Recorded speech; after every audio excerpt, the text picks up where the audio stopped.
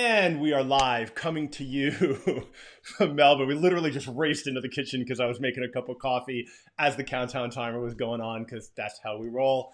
Coming to you live from Melbourne where it is fucking cold and windy and rainy and miserable. In fact, I looked at the weather forecast and there's a grazier warning for people who graze sheep. Which tells me that all that marketing bullshit about wool being a great insulator is just that, marketing bullshit. In fact, the weather here is so bad that I think even Elon Musk would be okay with a stay-at-home order. So if you're watching the show live, make sure to like and share it on whatever platform you're on. Let's build a community. And if you're on the Facebook mentoring group, make sure you put your name in the comments so we see who you are, because I want to know you're there and I want to know who you are because we're connected in some way. So last week, and we had people from all over the world, Australia, New Zealand, Sweden, England, God knows how many states. And so, yeah, let us know where you're coming from. It's really exciting to me to see, and to everybody else, because we're building a community here. This week, we're going to be talking about two of my favorite subjects, movies and video games. And not just video games, but AAA video games in VR. Now, I interviewed Patrick he's going to kill me, Olunig, who's the CEO of nDreams. They have a game called Phantom Covert Ops that's coming to us in June from Oculus Studios. It looks amazing. We're going to go dive into that. Had a live stream last week with Joanna Popper, which was a live deep dive on Tuesday. And after the camera stopped rolling, we had caught a little extra footage I'm going to share with you today. And we're going to be talking to Dave Snowden, who is like the leading thinker around managing and complexity. But first, let's talk about the theater wars. Let's get into it. So in 2001, in a keynote at a show called Fun Expo, which isn't around anymore, I urged the arcade industry to share their revenue with the game publishers and distributors in a revenue share to try to create exclusive distribution windows. Now, I envisioned the only place to play great games like Halo or Call of Duty in the first days before launch would be at an arcade. And I could see people just lining up, fans lining up to play them. And the video arcade business back then was still $1 billion plus business, but it was starting to kind of fall apart and be in decline because, frankly, playing games from your couch in your living room was really easy. It was actually fun, and it was cheap, and it was good, and screens were getting better. And I was labeled a heretic for even suggesting that kind of change, which, if you know me, I probably took as a compliment. Now, in talking to movie theaters chains over the last couple of years, I've been kind of saying the same thing, which is you guys need to evolve or you're gonna die. Watching movies from the comfort of the living room is just getting too good and too cheap and too easy. And they always talked about, they focus on the movie-going experience and the fact that it was a shared experience. But what people want are social experiences. And they didn't actually see death as a possible outcome because they were always protected by these exclusive distribution windows, and they figured they were going to be around forever. And then coronavirus. And so all of a sudden, death looks like a distinct possibility. So CMX, which is a chain of 41 theaters, recently filed Chapter 11. Now, in their announcement, they said that they're giving 30% of the revenue to the mall owners and the real estate developers, and they're giving 60% to the studios, which, if you're good at math like me, that leaves 10% to cover all of your other expenses, which is kind of absurd.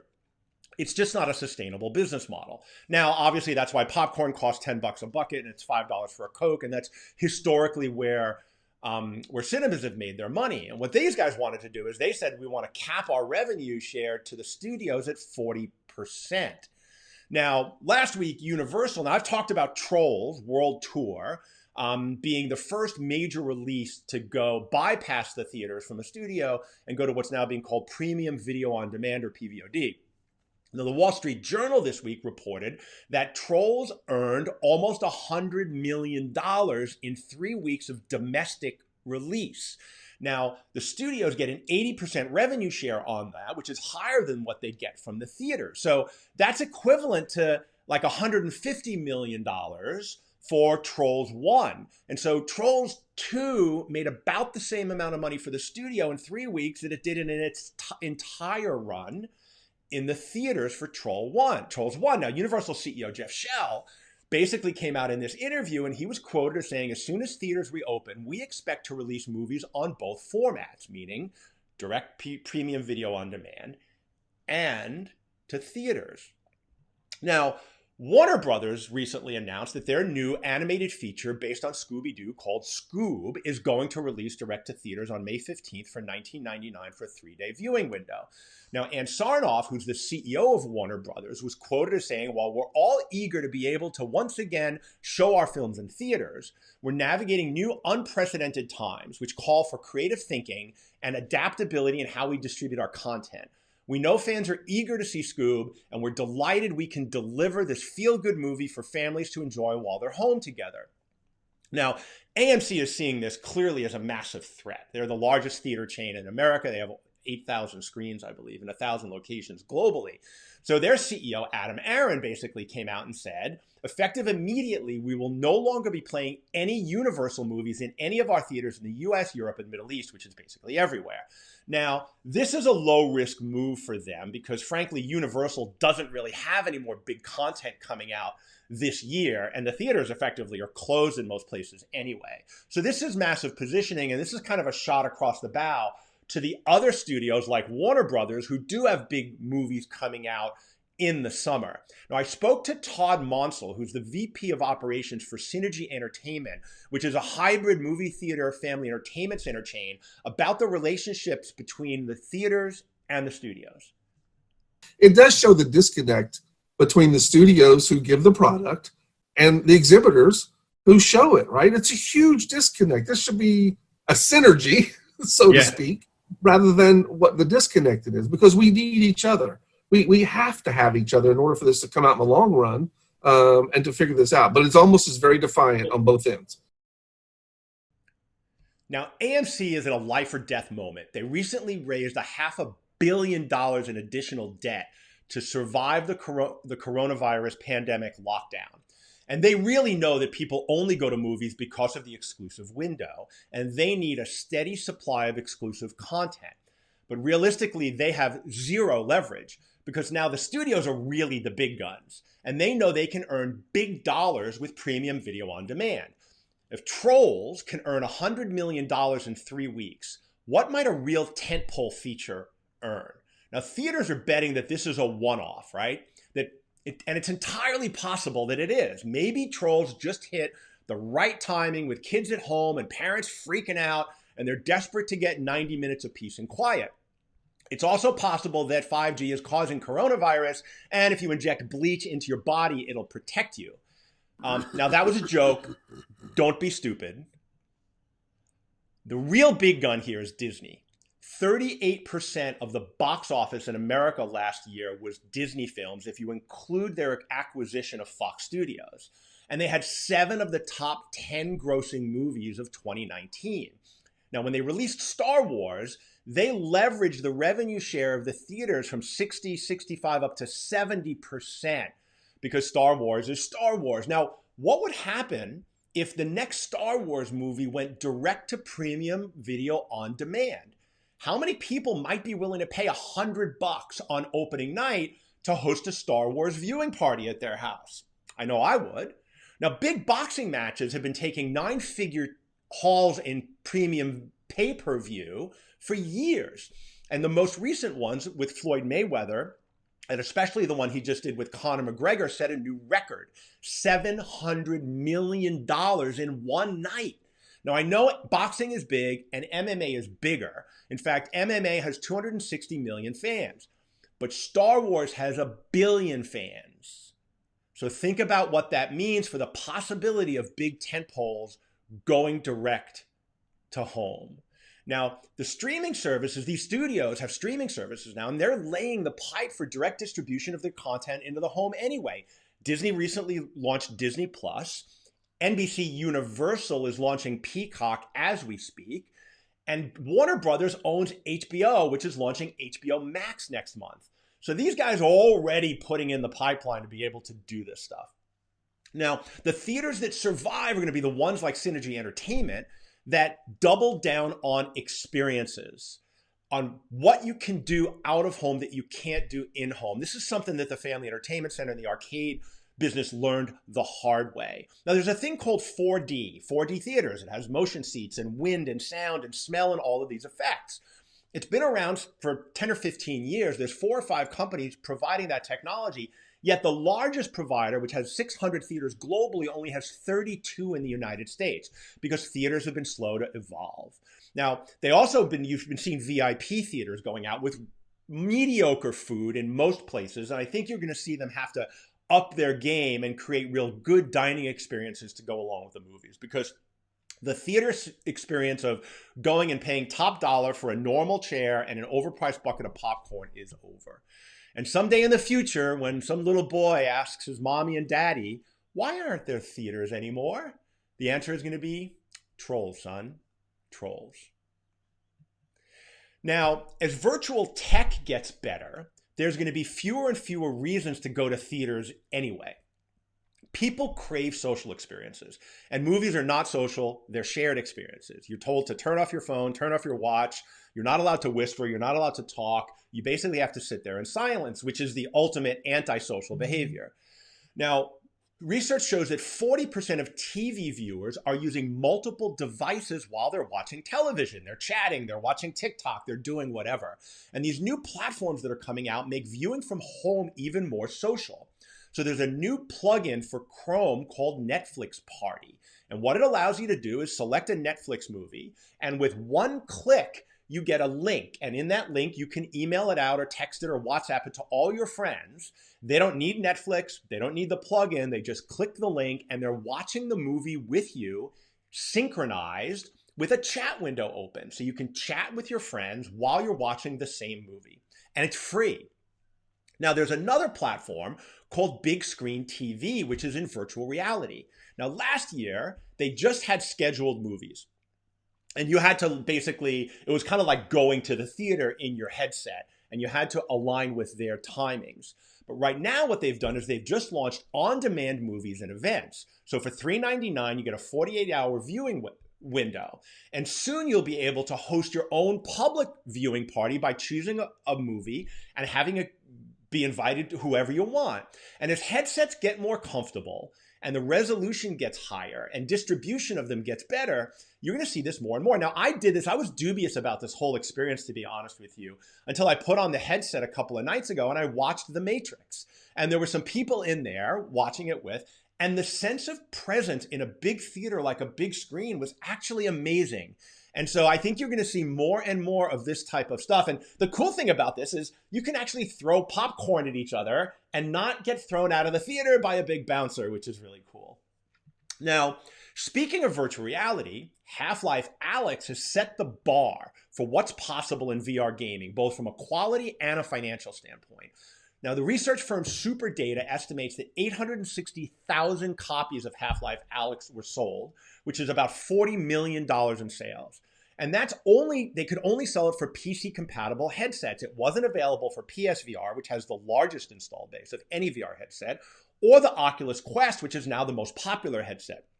My prediction is by the end of this year, you'll see the first $100 million game in VR. Now, there's some big games coming out this year that I think are candidates for that title.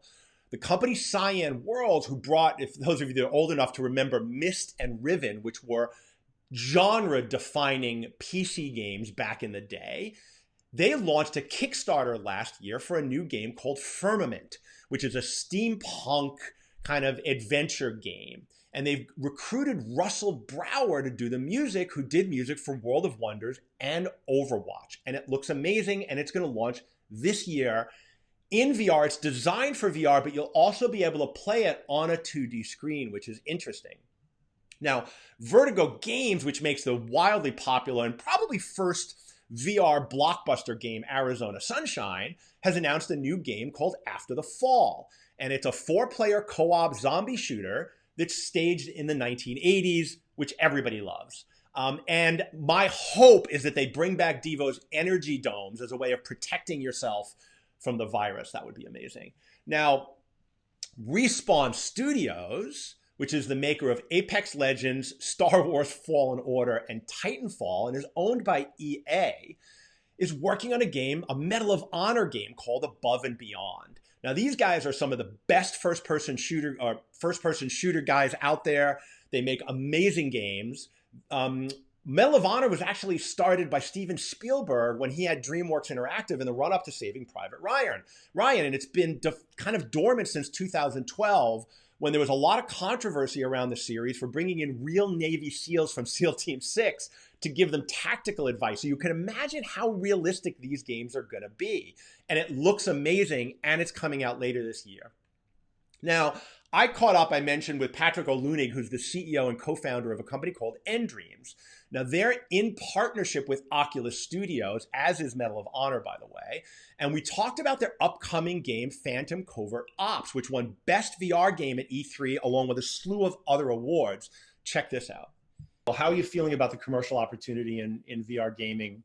I'm super bullish. I'm a real believer that all of the big tech companies see this end goal, and they see this end goal, whether it's 3 years or 5 years or 8 years, of a pair of lightweight Ray-Ban size AR VR glasses, stream over 5G, all the processing is done in the cloud, and you just use them for everything. You use them for AR, for navigation, you don't use your phone, and you use them for VR and the most powerful immersive experiences. It's a very vibrant space, and the numbers are getting good now. We're seeing multiple million units selling VR games. Beat Saber's done over 2 million units. That's a pretty impressive milestone. I'm fascinated by the kayak locomotion mechanic. And so I thought I'd seen every locomotion mechanic that could be possibly invented already. And so here you come along. What was your inspiration for that? So it was primarily, we started off going, right, let's prototype really quickly lots of different cool things that we think would be interesting in VR, including locomotion, because clearly running around at top speed in VR is not a comfortable way of moving. Actually, we started off doing rolling a ball like that with your hands, kind of rolling it backwards. And that was quite fun. And then we went, well, actually, how about a kayak or an oar or something? Let's see how that works. And it's nice because it's just so easy. What I love about Phantom, and I think this is quite important for VR design in general, is everything being very intuitive. You don't need to know that this particular button does this, or that, if you do that, this happens. You look down and you see an oar and you reach and you pick it up and you grab it and you paddle. So it's all about the grab and the move, and that's it. You don't really need to use any buttons at all other than grab. And so you see there's a gun at your chest, you pick it up, and then there's a trigger, you pull it. Oh, it works, great. We'll just stick it in the headset, don't tell them anything, and they're just off. It sounds like you designed the mechanic, and then did you wrap a game around it? In my years in the industry, that actually having something really special as a sort of foundation is the best way to design the game. You've got something that's great fun. Phantom, we had the navigation, the moving around, it just worked. And then we read about these Navy SEALs and sort of the SBS and these guys in World War II, and even now do go out in kayaks for missions because they're super silent. There's no engines. They're the best way to sneak into waterlogged places. So the whole game is set in this kind of Eastern European waterlogged base that this terrorist group have taken over, and there's water everywhere. So it's a perfect way to get around and navigate. That feeling of tension when you've got guards all around you and you're sneaking through in a stealth game is great. And we've tried to make it so that you get some action and you do get to shoot and go a bit crazy. It's hard if you do that. The very best way to play the game is to balance that with stealth and tension, and actually you can get through every level without killing an enemy, and it can be hard to do, but that's the ultimate way to play the game. Yeah. Now, how long is the game designed to be? I think it's 6 to 8 hours, depending on how long you play. There's quite a lot of replayability in there as well. So it's a proper game. There's a lot to it. And I know you can go back. In fact, we've got challenges in there, and I think there's DLC coming as well. Kind of the business environment now to build a game like this. What's it been like, and how's it been working with Oculus? We couldn't have done this game without them.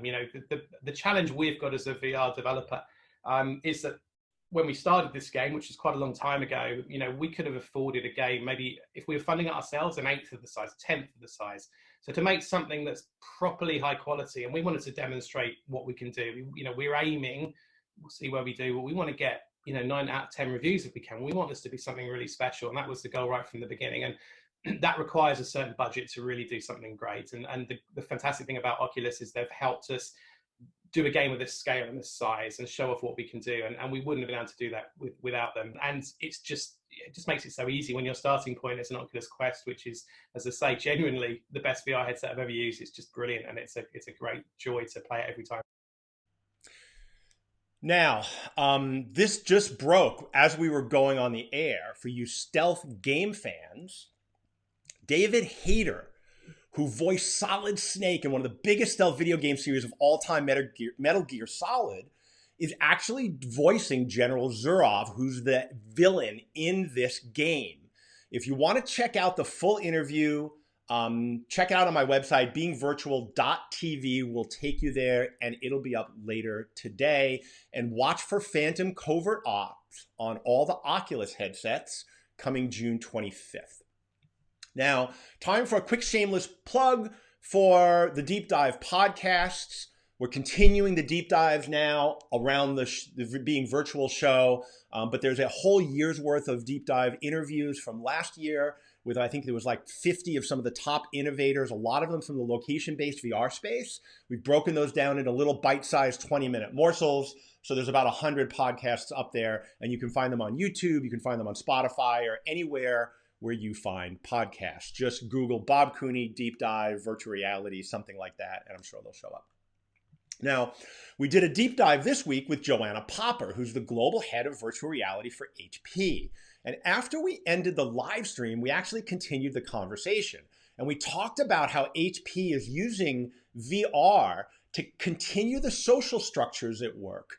Now, 22% of married couples in the US met at work. And Gallup poll shows that friendship boosts satisfaction of job by 50%.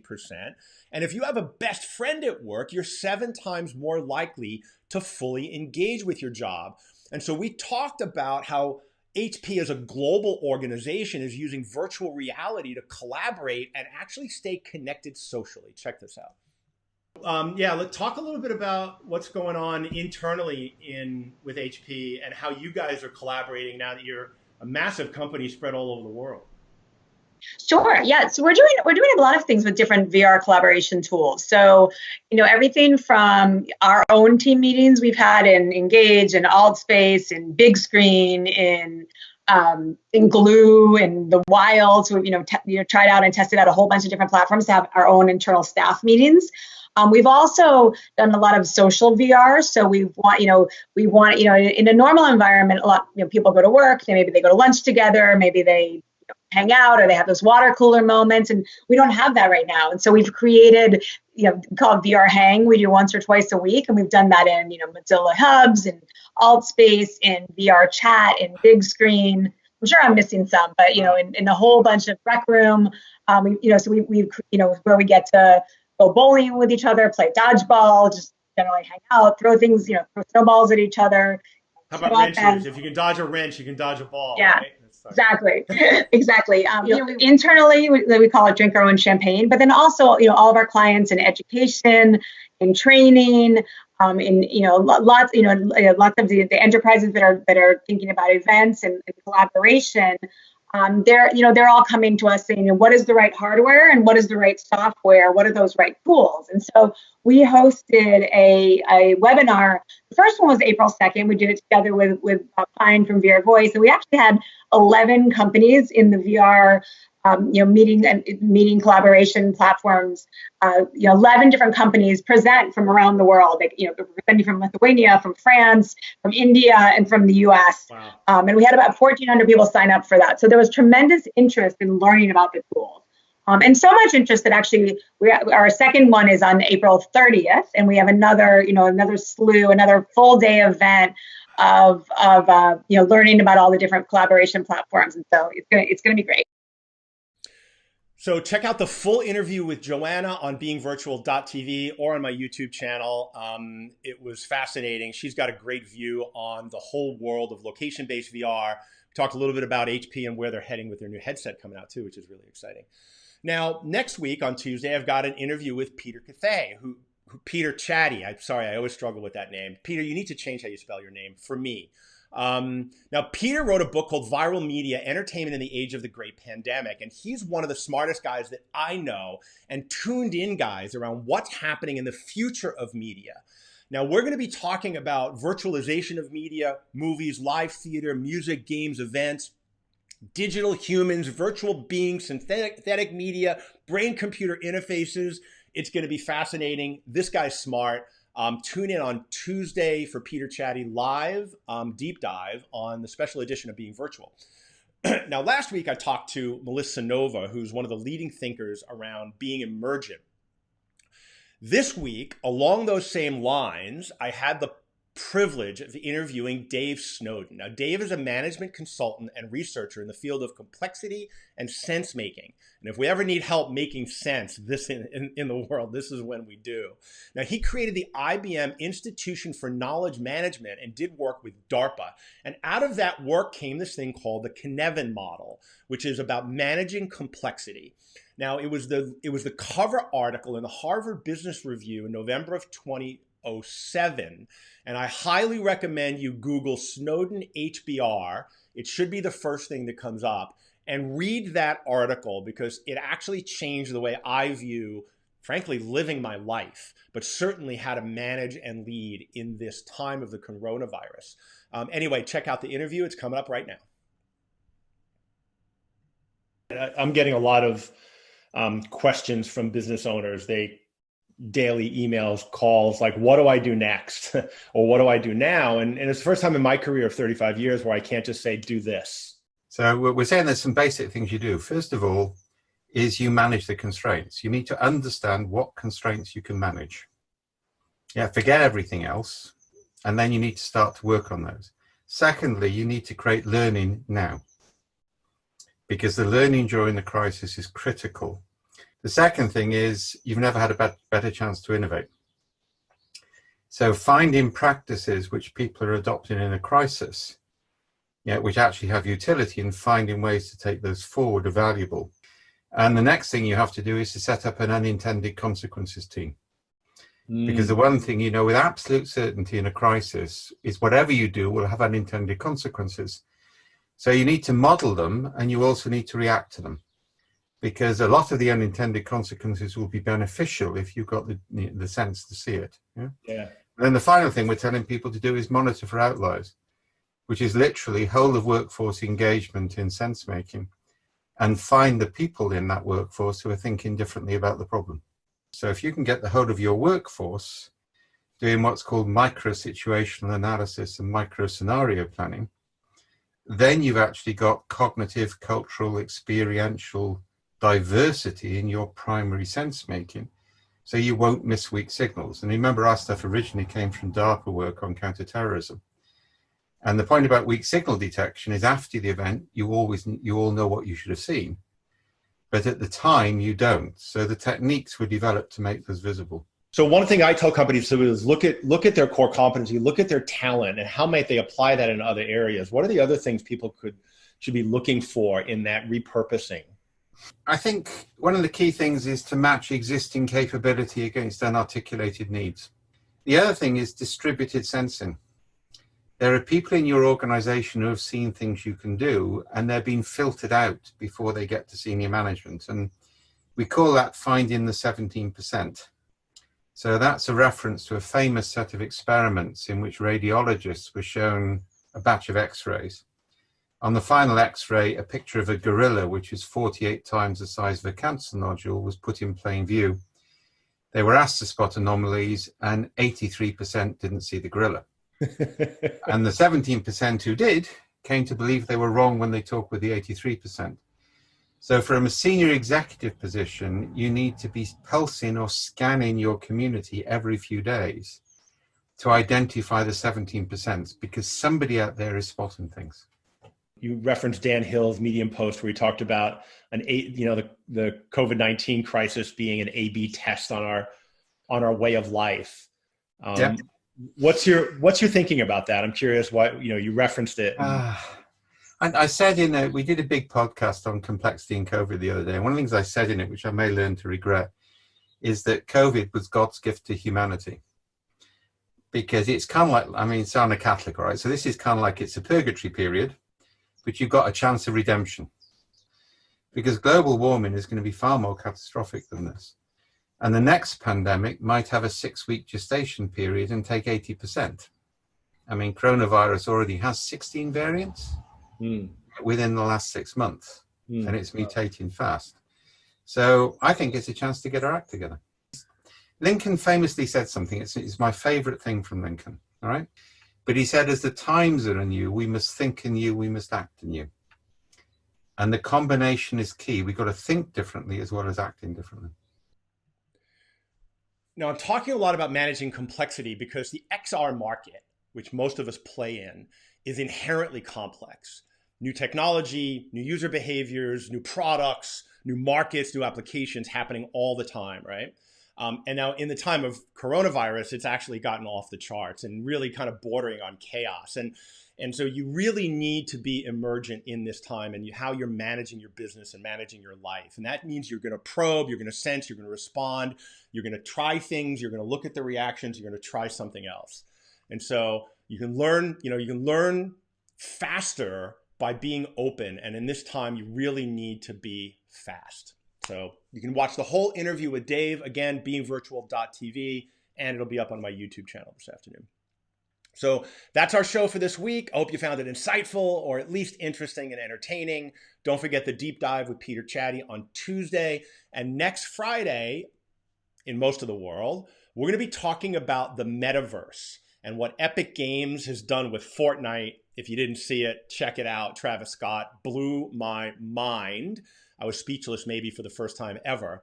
And what Facebook is doing as well and racing to build the metaverse. We're also going to look at virtual fitness and some of the exercise stuff that I'm doing to try to stay in reasonable shape during the coronavirus lockdown and whatever other news happens between now and then. I really appreciate you being here. Be kind to one another. Get ready to reopen in some places. I know we're going to try to move into this next phase of getting back to the new normal, whatever that means. So leave us your comments. Let us know what you think of the show. Let us know how we can improve. Let us know who you want to see on. It's your show. We're just here kind of serving it up. So until Tuesday, we'll see you live with Peter Chatty. Have a great weekend.